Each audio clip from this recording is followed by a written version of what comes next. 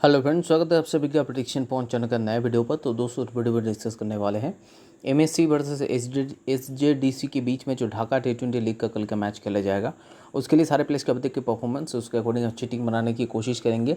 आपके लिए सारे प्लेयर्स के ऑप्शंस और कप्तान वाइस ऑप्शंस के बारे में डिटेल्स में डिस्कशन करेंगे इस वीडियो पे। तो इस वीडियो को स्टार्ट करते हैं विकेट कीपिंग सेशन से, जहाँ पर आई शुक्र को हमने ट्राई किया, साथ ही साथ नूरुल हसन को भी। जो एमएससी टीम तरफ से आई शुक्र खेलते हैं, इनका बैटिंग ऑर्डर थोड़ा सा नीचे, मतलब थोड़ा सा नहीं, 4 पे होता है इनका बैटिंग ऑर्डर।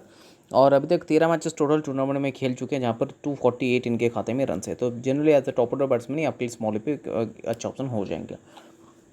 वहीं दूसरी तरफ नूरुल हसन के बारे में बात करेंगे तो पहले ये 4-5 पे बैटिंग कर रहे थे, लास्ट मैच में हालांकि 6 पे बैटिंग की। तो जनरली 4 से लेकर 6 तक इनका बैटिंग ऑर्डर होता है और 310 रन बना चुके, तो इसलिए हमने इनको ट्राई किया। बाकी एस हुसैन या फिर एफ हसन इस मैच में खेलते हुए नजर नहीं आएंगे, तो सीधे बैटिंग सेक्शन की तरफ शिफ्ट करते हैं। 4 बैट्समैन को हमने ट्राई किया, जिनमें से मोहम्मद अशरफुल पहला पिक है, जो एसजीडीसी टीम तरफ से खेलते हैं और 10 मैचेस में 166 रन इन्होंने बनाए। साथ ही साथ अगर देखा जाए तो 2 विकेट्स भी हैं इनके खाते में। तो इनके टोटल परफॉर्मेंस है बैटिंग से और बॉलिंग से इस पूरे टूर्नामेंट में, जो generally as an opening batsman या फिर फर्स्ट राउंड पर खेलते हुए नजर आएंगे। परवेज हुसैन जो एमएससी टीम तरफ से खेलते हैं, परफॉर्मेंस के बारे में बात करेंगे तो अभी तक इनका जो परफॉर्मेंस है बैटिंग से, 11 मैचेस में इन्होंने 217 रन बनाए हैं बैटिंग से। और इसके साथ साथ ये एज एन ओपनिंग बैट्समैन खेलते हैं, तो ये आपके लिए स्मॉल पे बहुत ही अच्छा ऑप्शन साबित हो जाएंगे। शाइकत अली रहेंगे हमारे नेक्स्ट पिक, जो एसजेडीसी टीम तरफ से खेलते हैं। 13 मैचेस में 289 रन है, यानी कि 290 के आसपास, या यानी कि आप कह सकते हैं 300 के आसपास इनके खाते में रन है। और उसी के साथ साथ अगर देखा जाए तो इनके खाते में 2 विकेट्स भी है, तो डेफिनेटली आपके लिए स्मॉल पे मस्ट ऑप्शन हो जाएंगे। अब चौथे पिक है हमारे बैटिंग सेक्शन की ए मजीद, जिनको हमने ट्राई किया एमएससी टीम तरफ से। अब एमएससी टीम तरफ से इनके अगर बैटिंग की परफॉर्मेंस देखा जाए तो 7 मैचेस में 181 रन है और लास्ट कुछ मैच से ओपनिंग करे, तो इसलिए एज एन ओपनिंग बैट्समैन खेलेंगे इसी पॉइंट से और इसी पॉइंट ऑफ व्यू से और इसी उम्मीद से हमने इनको ट्राई किया है। अब इन चारों के अलावा अगर ऑप्शंस के बारे में बात करें तो ऑप्शंस कौन कौन सा है। नादीप चौधरी है, जो खेलते हैं एमएससी टीम तरफ से, और जो भी मैचेस में खेले, यानी कि सारे मैचेस तो ये नहीं खेले, और एमएससी टीम तरफ से ये टोटल 12 मैचेस खेले, जहाँ पर इन्होंने 176 रन बनाए। बैटिंग ऑर्डर के बारे में बात करें तो as a middle order batsman ये खेलते नजर आते हैं। Next Imrul Kayes SGDC team तरफ से 7 मैचेस खेले, जहाँ पर 101 रन बनाए। जनरली ये 3 पे बैटिंग करते हैं। इस रहमान है, जो पहले कुछ मैचेस में खेल रहे थे एमएससी टीम तरफ से, यानी कि 12 मैचेस ये टोटल अभी तक खेल चुके हैं, जहाँ पर 167 रन बनाए। बैटिंग ऑर्डर के बारे में बात करें तो कुछ मैचेस में ओपनिंग, कुछ मैचेस में 3 पे बैटिंग की।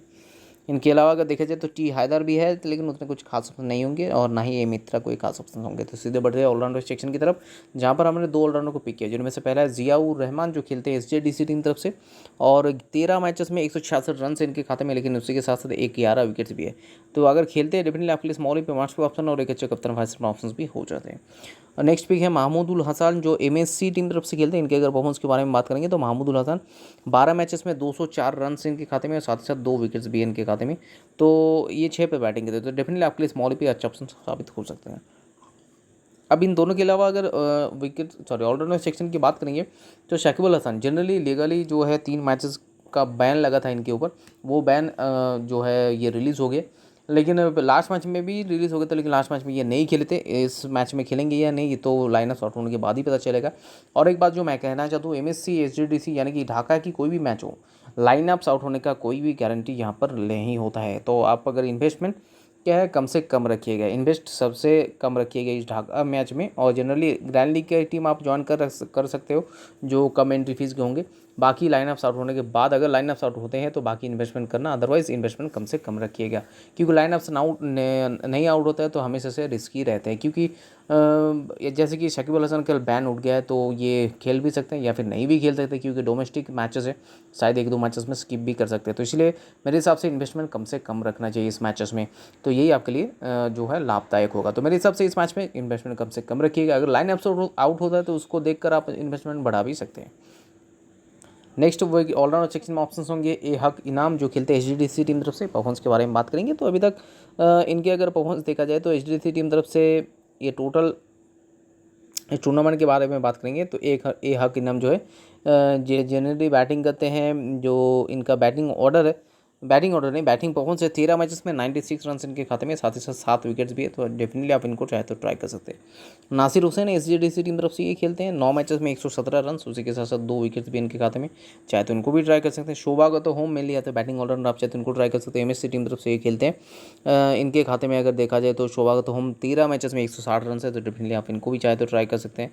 बाकी ईशानी है जो mainly as a bowling allrounder आप चाहते हैं इनको भी ट्राई कर सकते हैं। एचजीडीसी टीम तरफ से खेलते हैं, 13 मैचेस में इनके खाते में 11 विकेट्स भी है, साथ ही साथ 111 रन भी, तो डेफिनेटली आप इनको भी चाहे तो ट्राई कर सकते हैं। तो अब चलते हैं बॉलिंग सेक्शन की तरफ, जहाँ पर हमें 3 बॉलर्स को ट्राई किया, जिनमें से पहले अबू जायद जो खेलते हैं एमएससी टीम तरफ से एज अ स्ट्राइकिंग गेंदबाज। अभी तक इनके खाते में टोटल 13 मैचेस में 11 विकेट्स है, तो डेफिनेटली अगर अच्छे ऑप्शन होंगे और आपके लिए स्मॉली पे बहुत ही अच्छे ऑप्शन साबित हो जाएंगे। एस शकील है जो एचजीडीसी टीम तरफ से खेलते हैं, और इनके अगर परफॉर्मेंस को नजर डालेंगे तो S Shakil as a player अभी तक इस पूरे टूर्नामेंट की अगर बात करेंगे तो 13 मैचेस में 17 विकेट्स ले चुके, तो डेफिनेटली आपके लिए स्मॉल पे ये मस्ट ऑप्शन हो जाएंगे। अब तीसरे पिक रहेंगे इबादत हुसैन जो खेल रहे हैं एचजीडीसी टीम तरफ से। इनके अगर परफॉर्मेंस के बारे में बात करेंगे तो Ibadat Hossain as a bowler 12 matches में 9 विकेट्स निकाले, तो डेफिनेटली आपके लिए स्मॉल पे एक अच्छा ऑप्शन साबित हो जाएंगे। अब इन तीनों के अलावा अगर ऑप्शंस के बारे में बात करने चले तो मास्टर में मुर्ताज एक भी मैच नहीं खेले। ए शुभो है जो एचजीडीसी टीम तरफ से खेलते हैं, 11 मैचेस में इनके खाते में 3 विकेट्स है, लेकिन 88 रन है, इसके लिए इनके ज़्यादा पॉइंट्स है। अबू हैदर के बारे में बात करेंगे तो उतने अच्छे फॉर्म में लय में नजर नहीं आए एमएससी टीम तरफ से अभी तक जो भी मैचेस में खेले, यानी कि अबू हैदर जो है 10 मैचेस खेल चुके हैं, लेकिन विकेट सिर्फ 4 है, लेकिन उसके साथ साथ 106 रन भी इन्होंने बनाए हैं। आसिफ हसन है जो एमएससी टीम तरफ से खेलते हैं, अभी तक 11 मैचेस में 7 विकेट ले चुके हैं, तो ये हालांकि एज ए बॉलिंग ऑप्शन एक अच्छा ऑप्शन हो सकते हैं। बाकी अगर देखा जाए तो यासीन अराफत कहे या फिर अब्दुल रज़ाक ए हलीम, तो उतने कुछ खास इनका कॉन्ट्रीब्यूशन नहीं है। आर मियाँ 4 मैचेस में 4 विकेट्स ले चुके हैं, तो ये सारे बॉलिंग ऑप्शंस के बारे में हमने बात कर ली। अब चलते हैं नेक्स्ट सेक्शन यानी कि कप्तान वाइस सिलेक्शन। तो एज अ कप्तान हमने ट्राई की इस टीम की शाइकत अली जो एज एन ओपनिंग बैट्समैन खेलते हैं, साथ ही साथ इमाम हसन को एज अ वाइस कप्तान, लेकिन मेरे हिसाब से अगर जिया उर रहमान खेलते हैं तो डेफिनेटली इनको एक टीम में आप कप्तान वाइस कप्तान बना सकते हैं। तो ये सारे टीम और ये सारे कप्तान वाइस कप्तान चॉइसेस, और इनके अलावा मोहम्मद अशरफुल को भी ट्राई कर चाहे तो ट्राई कर सकते हैं। तो ये फिलहाल चॉइसेस रहेंगे कप्तान वाइस कप्तान की। तो ये फिलहाल हमारी टीम का प्रीव्यू। इस टीम में अगर कोई भी चेंजेस होते हैं तो अपडेट टीम जो है आपको हमारे टेलीग्राम चैनल पर मिलेगा। टेलीग्राम में जुड़ना उसके लिए बहुत ही ज़रूरी है। 2 तरीका आपके पास टेलीग्राम पे जुड़ने का, जिनमें से सबसे पहला और सबसे ऑथेंटिकेट तरीका है कि लिंक से जुड़िए। तो इस वीडियो के डिस्क्रिप्शन बॉक्स में ये वहाँ पर हमारे टेलीग्राम चैनल का लिंक है। ऊपर 2 लिंक्स मौजूद होंगे, नीचे ऑल्टरनेटिव और 4 लिंक्स है, यानी कि टोटल कुल मिलाकर अगर देखा जाए तो 6 लिंक्स है, जिसके जरिए हम सब टेलीग्राम पर जुड़ सकते हैं। और अगर ये 6 लिंक से भी आप ज्वाइन नहीं हो पा रहे तो जो ऑल्टरनेटिव वे है वो है टेलीग्राम के सर्च ऑप्शन पर जाइए। अपने टेलीग्राम ऐप खोलिए, सर्च ऑप्शन पर जाकर प्रेडिक्शन पॉइंट जो हमारे चैनल का नाम है उसे टाइप कीजिएगा, तो उसे टाइप करते आपके पास एक चैनल आ जाएगा जिसका सब्सक्राइबर अभी 24,896 है। नीचे और भी 2 चैनल है, जिनमें से एक भी हमारा चैनल नहीं है, इसके साथ मत जुड़िएगा। हमारा जो चैनल है दो बातें आपको याद रखना पड़ेगा। प्रेडिक्शन पॉइंट कैपिटल में लिखा है, 24,896 सब्सक्राइबर है, तो उसी के आसपास सब्सक्राइबर वाले चैनल के साथ जो है ज्वाइन हो जाइएगा। और लाइन अप स्टार्ट होने के बाद आपको जो हमारे बनाए हुए फाइनल टीम्स होते हैं वहीं पर मिल जाएगा। आप चाहे दूसरी सेम टीम से ज्वाइन भी हो सकते हैं या फिर खुद का भी टीम बना सकते हैं, आपके ऊपर डिपेंडेंट है। और मैं एक बार फिर से रिपीट कर रहा हूँ, ढाका टी20 लीग इन्वेस्टमेंट कम से कम रखिएगा, क्योंकि लाइनअप्स कभी कभार मतलब maximum of the times line-ups out नहीं होते, तो इसलिए इन्वेस्टमेंट कम से कम रखिएगा। अगर लाइनअप्स आउट नहीं होते तो हम टीम कैसे अपडेटेड टीम आपको देंगे, तब तो रिस्क फैक्टर हो जाएगा, तो इसलिए इन्वेस्टमेंट कम से कम रखिएगा। और अगर ऐसे एनालिटिकल वीडियो यूट्यूब में आपको आगे देखना है तो इस चैनल को सब्सक्राइब करके उसके बगल में जो बेल आइकन है उसे प्रेस कर दीजिएगा, ताकि नेक्स्ट वीडियो हम जब भी डालें उसका नोटिफिकेशन आप तक सबसे पहले पहुंच जाए। तो मिलते हैं वीडियो में नए टीम और डिस्कशन के साथ साथ, तब तक के लिए take care, bye bye and best of luck.